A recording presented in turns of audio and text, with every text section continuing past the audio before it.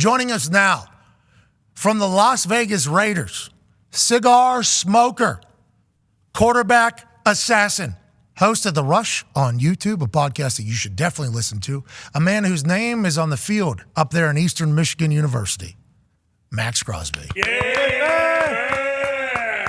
Boss, Yes, sir. What's up, boys? hey, congratulations. Felt like the boys really celebrated yesterday's win, and it's not just a standard November win. Why was it such a huge one for you guys personally, and how awesome was that locker room afterwards? It was incredible. We've been talking about, playing complimentary football, playing a full complete game.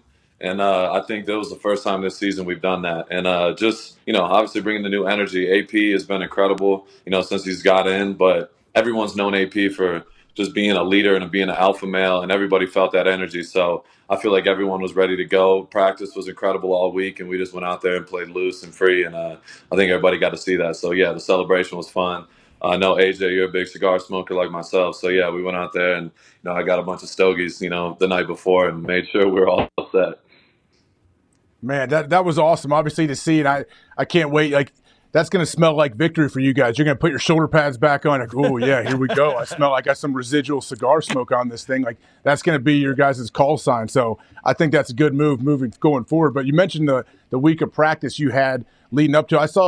We saw some footage, looked like some cell phone cam of you guys out on the practice field beforehand, kind of dancing, getting together, and the team seemed to be really like enjoying themselves. What was the week of practice like? I guess how good did it feel, honestly, in that locker room after the game?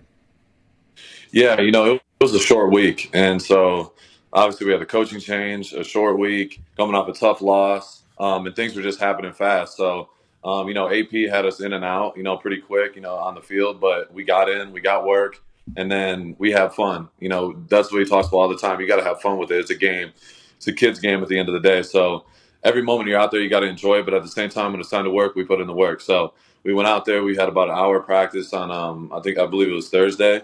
And then Friday, got out there a nice hour and a half, and, we were ready to go. So the game plan was, everybody's on the same page, and we just, we enjoyed it. You've seen the dancing videos and stuff. Like, we brought the Soul Train line back.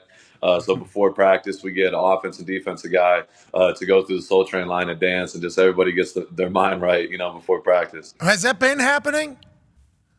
No, we brought it back. Okay, you brought it back. All right, how long has How long has it not been happening, and why did it stop happening, Max? That's a great question. That's above my pay grade, but it hasn't happened in about a year and a half. So we brought it back. It was fun. A little bit over a year and a half, I think, if we were to do the math completely correct. And you obviously don't have to say anything. This is a tough spot for you, but you guys did win, and you're second in the NFL in sacks right now, so you're going to have to talk to people at some point, okay? And obviously the Rush podcast, I assume you're going to have to address this because the listeners of your show, which is great, are going to ask you. Jay Glazer came out and said, there was an airing of the grievances meeting where the captains all spoke and the coaches were there. It wasn't a players-only meeting. It was hey, let's go in here, let's kind of settle and find out what everybody's problem is, and then let's move on afterwards. Is that true? And did you hear what Jay Glazer said about the meeting? Is there anything that maybe we shouldn't take as gospel in there? And if you don't want to talk about it, completely understandable as well. Yeah, there's I don't know everything that Jay Glazer said, but I know he just Hey, what's up, man? What's up, dude? What's up, bro? What's up, dude? Sorry about that. No worries, man. But anyway, I heard a bunch of reports and stuff. There's a bunch of different news and things like that. But yeah, the news came out before, the whole firing happened. So yeah, we had a big meeting. Everyone shared their piece. It wasn't just about one single person. It was everyone airing out how they felt in general, just about what was going on. So, yeah, people are going to take certain things out of context and whatever. But at the end of the day, it was the people that were in the room that really knew what happened. And there was a bunch of people that talked, including myself and others. But, for me, it kind of, I was a little irritated at first because I'm like, this is supposed to be family business. Like, this I don't even know how it gets out. But there's always, how it is. There's always going to be a couple people that leak stuff. So, that was family business, simple as that. And, you can't read too much into it. Yeah, well, we did because, I mean, I don't know if you know, Mick Dumbass was trending literally as the game was taking place. It's like a heel painting, and it's an uncomfortable spot for you, too. Like, people get fired. It's not a fun part of the business, especially in the middle of the season, one that could go on to be record-breaking for you with what you're on, and you're going to get asked about it. Do you feel like, though, the vibes of the team, and I feel like social media Raiders put out Marshawn Lynch's thing, it's like, we want to get back to the Raider way. It sounded like when AP talked to the team, he talked about you got to have your own way as well. Does it feel like that is the case? And how do you think the whole team is kind of galvanized around a new brand of Raiders football in the middle of a season? I think everybody's just fully embraced it. You know, you could just see like our social media has been going nuts. Like I feel like they've been A+ this last week. But everyone's been eating it up, and it's the truth. Like AP talks about it. You know, he told everybody he wants everyone to have their personality show, everyone to be themselves, not be, you know, walking on eggshells, anything like that. It's just be a Raider. Like we talk, you know, people talk about the Raiders and the history and things like that, but like it's real. Like when you come in this building, being a Raider is a little bit different. That's why I carry it. I got the shield tatted on me, so it's like it's really it's a different brand than just being like the bad boys in the NFL and bringing that back. And I feel like there's no other organization that has the history we do, and you got to fully embrace it and love it. And I feel like everybody's bought in on that, and AP's pushing that message. And he's like you said, he's from Compton. He's literally grew up a Raider fan. He's a Raider for life. So he's embracing it, and just, you know, everyone's following him. You guys smoking out a brand new locker room, you know, in the middle of a season, and Mark Davis being like, "This is what I'm talking about. This is what I'm talking about." I mean, that has to be a beautiful thing, you know, like ownership being involved in this. As he spoke since the moving on to Antonio Pierce, and obviously your relationship with him is close, but how around is he with how this transition period that you guys are currently in? Yeah, you know, Mark is a Raider through and through. He loves it. You know, all the money in the world doesn't, you know. That doesn't matter. He wants to win. You know, he wants to have success just like all of us. And, you know, there's certain things that had to happen. And I can go on and on about Mark, but he loves Raider football, and he wants us to succeed. He wants me to succeed. He wants Devontae, all of us to, you know, live up to our full potential and win as a Raider. And that's all we want. You know, it's not like we selfishly just want success for us. And like, you know, the stuff about Devontae talking about his situation, like, it's not about Devontae getting numbers and things like that. It's not about me getting numbers. It's about winning and football looking right, Raider football looking like Raider football. And, like, that's all Mark cares about. Yeah, you can see him on the screen. Hey, smoke whatever you want, boys. Fresh cut. Like, Mark is the man. You know, we smoke stogies in the offseason together and have great conversations. And the guy's exactly what you would imagine, but even better. You know, he's a A1 human being. Hell yeah. I mean, I don't know if he was dancing to Meek Mill like Jim Irsay was, but I do think that was something. That was what? That was what? That was something. Something great. Yeah. Something great.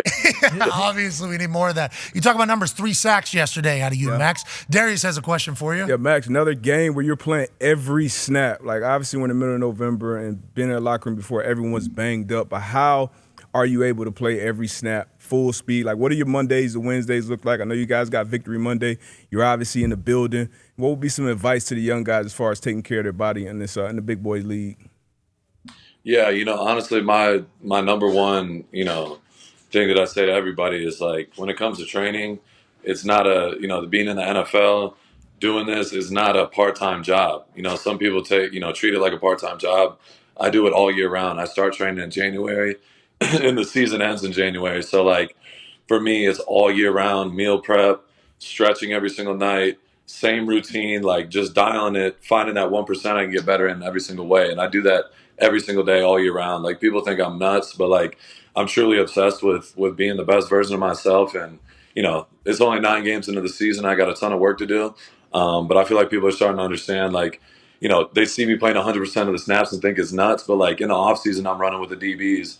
And I'm, you know, training with MMA fighter, doing all that shit. Like, people think it's, you know, think I'm like joking, but like it's real. And I'm never gonna sit here and lie and be like, yeah, I'm the hardest. Like, I know what I do. Like, it's not normal, but like, it's really not normal. I'm not gonna be here to say like, yeah, I work my ass off. That's why I do that. But also, yeah, that is kind of what's happening. It's paying off though. Look at these stats. Look at these stats. Look at these stats. That's 9 games. You're a psychopath, and things have not gone necessarily perfect for the Raiders thus playing with far. the lead. Is this the best you've played? Is this the best you've played? I feel like I'm playing my best football right now, no question. But the thing is like I know I have more room to grow. Like even last night, like I had a few rushes I wish I could get back. We saw those. Those are Lazy. terrible. Lazy. Yeah, he did look half speed. I missed the sack on the last play of the game too. There's so many missed ops that I have, and it's like that's what motivates me. For me, I know what my standard is and how good I believe I can be, and like that's what I'm chasing every single day. So I'm not saying the cliche answer. I know I can get better. Like I know I can get better, and I will get better, and that's why I work the way I work. Yeah, the ops only give you so many ops, and you got to take advantage of those ops whenever the ops let it up. Seriously, that's a real deal. Yeah. Tone has a question for you. Yeah, Max, I assume you spent a lot of time in the backfield in training camp, so you probably got a lot of time to get to know Aiden O'Connell since you're growing up with him. How impressive is he? Like yesterday, I think there was like 3rd and 7, 3rd and 8. I think he just kind of looked at Devontae and kind of gave him a little check, and they ran an out route for a first down, which is awesome. How impressive has he been as a rookie and going forward? Yeah, he's a stud. He doesn't carry himself like a rookie. That's the first thing I could point to. When he first got here, he carried himself like he was a vet. He comes in, he's super calm. He doesn't let anything get to him. He gets ripped on. Is getting ripped on in meetings. He's just like poker face. Doesn't have any reaction. So seeing a young guy like that is super rare, especially playing quarterback. I'm not surprised by what he's doing. Coming in, getting his first win, being poised, under pressure, and I expect him to get better every week. And I'm just happy for him. He's finally getting his opportunity, and he's going to take full advantage of it. I have no doubt. Go ahead, AJ. Max, so how do you guys continue this? Obviously, it was awesome watching you guys celebrate. Now, I'm sure, and even Antonio Pierce, you hear in his post-game speech to you guys, like he's basically saying, hey, this is just the beginning. This is good start, whatever. We're going to keep it going. How do you guys keep your foot on the gas pedal? We know you will, but obviously it takes everybody. No, 100%. It's just about dialing in. It's a 24-hour rule. You celebrate the wins, you learn from the losses, and that's our mentality.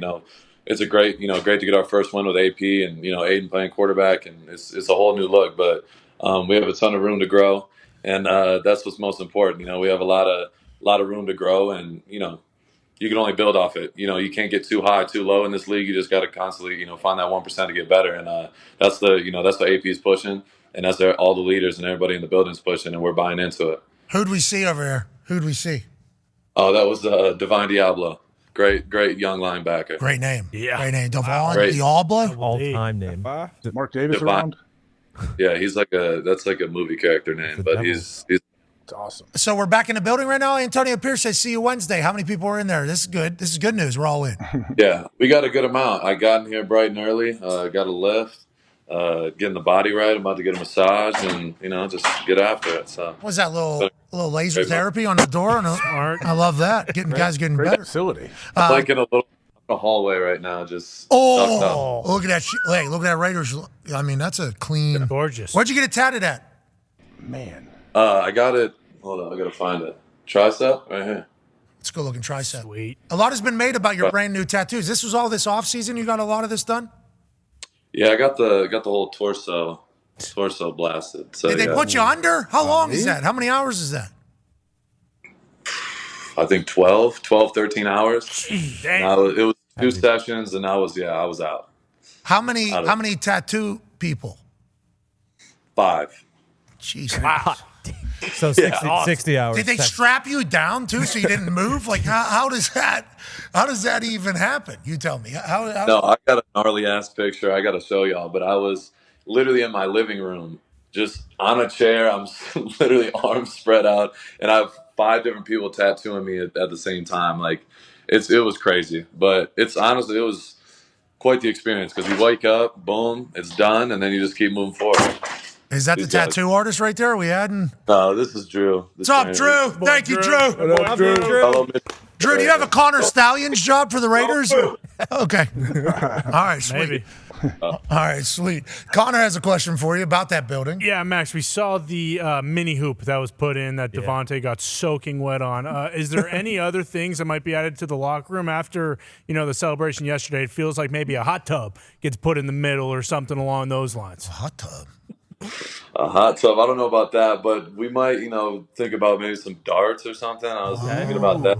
Yeah. That'll be safe. We already got cornhole too, so we have quite the amount of extracurricular activities in there. We got what is it called? Super Smash Bros. Guys got the whole setup there. So yeah, we're having fun, enjoying our off time. How's the cornhole? Kickers and punters beat everybody?